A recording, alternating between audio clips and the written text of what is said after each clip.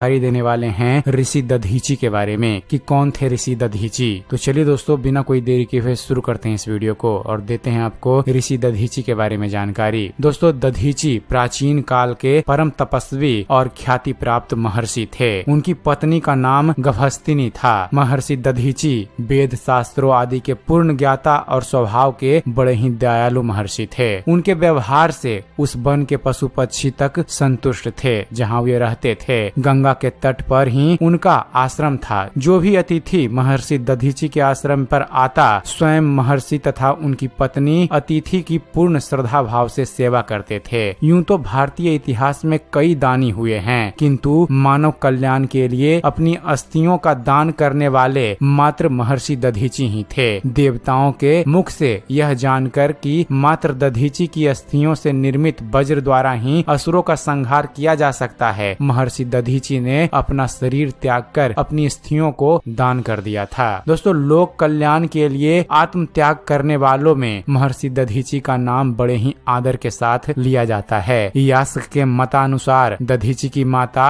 चिति और उनके पिता अथर्वा थे, इसलिए इनका नाम दधीची हुआ था। किसी पुराण के अनुसार यह कर्दम ऋषि की कन्या शांति के गर्भ से उत्पन्न अथर्वा के पुत्र थे। अन्य पुराणानुसार यह शुक्राचार्य के पुत्र थे। महर्षि दधीची तपस्या और पवित्रता की प्रतिमूर्ति थे। भगवान शिव के प्रति अटूट भक्ति और वैराग्य में इनकी जन्म से ही निष्ठा थी। एक बार इंद्रलोक में वृतासुर नामक राक्षस ने अधिकार कर लिया तथा इंद्र सहित देवताओं को देवलोक से निकाल दिया। सभी देवता अपनी व्यथा लेकर ब्रह्मा विष्णु महेश के पास गए, लेकिन कोई भी उनकी समस्या का निदान न कर सका। बाद में ब्रह्मा जी ने देवताओं को एक उपाय बताया कि पृथ्वी लोक में दधीची नाम के एक महर्षि रहते हैं। यदि वे अपनी अस्थियों का दान कर दें तो उन अस्थियों से एक वज्र बनाया जाए। उस वज्र से वृतासुर मारा जा सकता है, क्योंकि वृतासुर को किसी भी अस्त्र शस्त्र से नहीं मारा जा सकता था। महर्षि दधीची की अस्थियों में ही ब्रह्म तेज है, जिससे वृतासुर राक्षस मारा जा सकता है। इसके अतिरिक्त और कोई दूसरा उपाय नहीं है। देवराज इंद्र महर्षि दधीची के पास जाना तो नहीं चाहते थे, क्योंकि इंद्र ने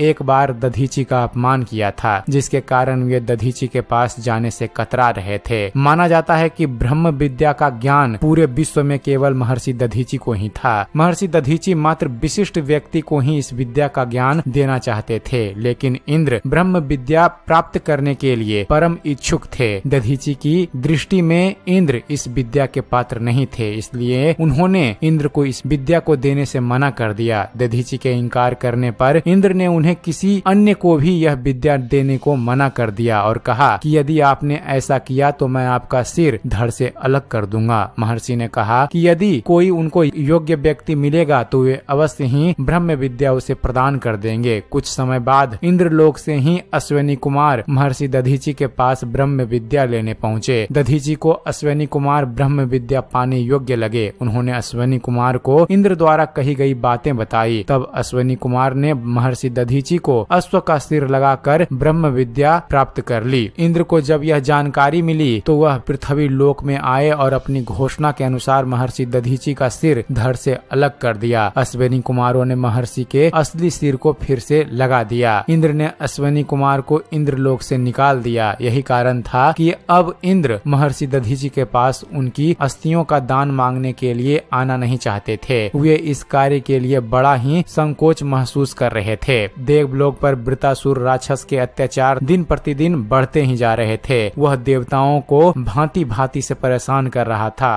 अंततः देवराज इंद्र को इंद्रलोक की रक्षा व देवताओं की भलाई के लिए और अपने सिंहासन को बचाने के लिए देवताओं सहित महर्षि दधीची की शरण में जाना ही पड़ा। महर्षि दधीची ने इंद्र को पूरा सम्मान दिया तथा आश्रम आने का कारण पूछा। इंद्र ने महर्षि दधीची को अपनी व्यथा सुनाई तो दधीची ने कहा कि मैं देवलोक की रक्षा के लिए क्या कर सकता हूँ। देवताओं ने कहा, उन्हें ब्रह्मा विष्णु महेश की कही हुई बातें बताई तथा उनकी अस्थियों का दान मांगा। महर्षि दधीची ने बिना किसी हिचकिचाहट के अपनी अस्थियों का दान देना स्वीकार कर लिया। उन्होंने समाधि लगाई और अपनी देह त्याग दी। उस समय उनकी पत्नी आश्रम में नहीं थी। अब देवताओं के समक्ष ये समस्या आई कि महर्षि दधीची के शरीर के मांस को कौन उतारे। इस कार्य के ध्यान में आते ही सभी देवता सहम गए। तब इंद्र ने कामधेनु गाय को बुलाया और उसे महर्षि के शरीर से मांस उतारने को कहा। कामधेनु ने अपनी जीभ से चाट चाट कर महर्षि के शरीर का मांस उतार दिया। अब केवल महर्षि दधीचि के अस्थियों का पिंजड़ ही रह गया था। महर्षि दधीचि ने तो अपनी देह देवताओं की भलाई के लिए त्याग दी, लेकिन जब उनकी पत्नी गभस्तिनी वापस आश्रम में आई तो अपने पति की देह को देखकर विलाप करने लगी तथा सती होने की जिद करने लगी। तब देवताओं ने उन्हें बहुत मना किया, क्योंकि वह गर्भवती थी। देवताओं ने अपने वंश के लिए सती न होने की सलाह दी, लेकिन गभस्तिनी नहीं मानी। तब सभी ने उन्हें अपने गर्भ को देवताओं को सौंपने का निवेदन किया। इस पर गभस्तिनी राजी हो गई और अपना गर्भ देवताओं को सौंपकर स्वयं सती हो गई। देवताओं ने गभस्तिनी के गर्भ को बचाने के लिए पीपल को उसका लालन पालन करने का दायित्व सौंपा। कुछ समय बाद वह गर्भ पलकर शिशु हुआ तो पीपल द्वारा पालन पोषण करने के कारण उसका नाम पिप्पलाद रखा गया। इसी कारण दधीचि के वंशज दधिच कहलाते हैं। चलिए कथा में आगे बढ़ते हैं। दोस्तों, इंद्र ऋषि दधीचि की अस्थियों को लेकर विश्वकर्मा के पास गए। भगवान विश्वकर्मा ने उन अस्थियों से वज्र का निर्माण किया और इंद्र को दे दिया। अब एक बार फिर से देवताओं और दैत्यों में भयंकर युद्ध हुआ। हजारों की संख्या में दैत्य, दानव, यक्ष आदि लड़ने को सामने आए। उस वज्र से सब राक्षस और दानव मारे गए। वृतासुर ने अपना त्रिशूल फेंका और गदा से देवराज इंद्र के वाहन ऐरावत पर